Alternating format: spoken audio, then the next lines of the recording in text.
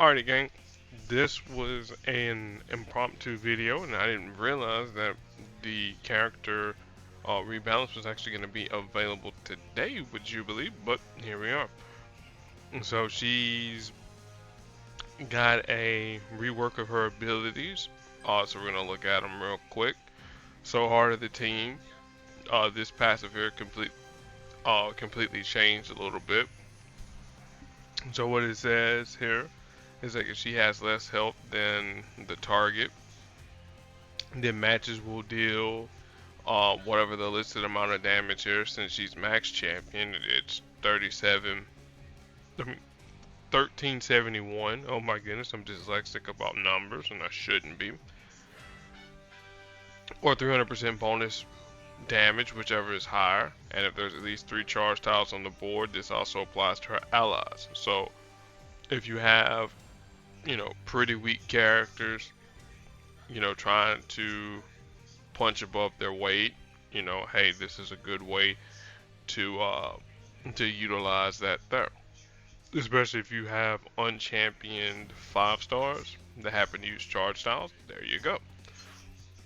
Now, one of the things I was wondering is like, well, okay, now how in the world are they gonna, implement charge tiles? Well, here's where Roman Candle kicks in. So passively, at the start of the turn, this is the new portion of it. For each X-Men on the team, create a charge tile up to the number of X-Men on the team. And then, of course, the creating 4 charge tiles, prioritizing enemy tiles. Again, that's still more or less the same. Deal damage to the enemy team. That's still a thing. But one of the things that the developer said at lower levels, is that you had it created fewer charge tiles and then started up doing the enemy damage. They say the enemy team damage at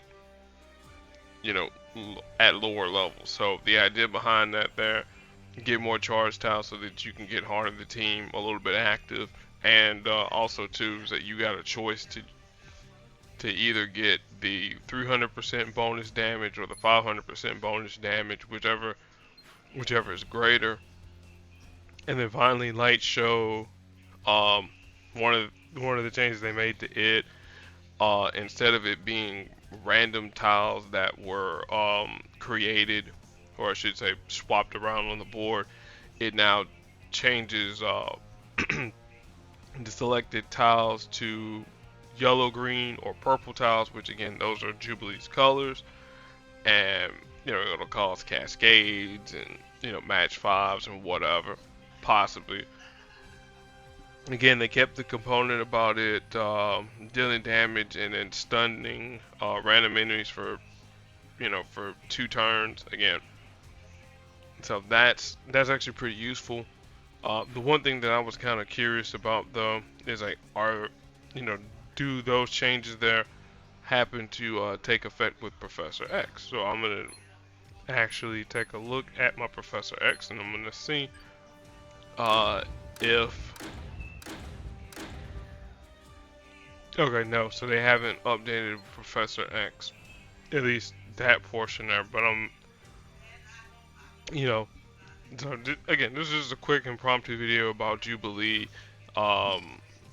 They seeing whether or not they had the changes up in up in the game or not. Also, too, they have a Black History Month vault as well.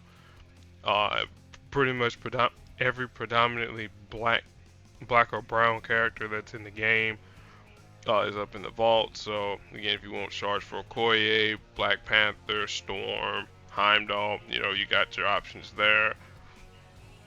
Blade Bishop, Deathlock, War Machine, Misty Knight, those 4-star covers there, and then 3-star. Oh my goodness, Luke Cage and my good friend Falcon. So you got all those choices there. The person that would prefer the 4-star versions of Luke Cage and, well, Falcon just needs a rework in his 4-star tier, and of course, you know, your legendary tokens, elites, and all that there.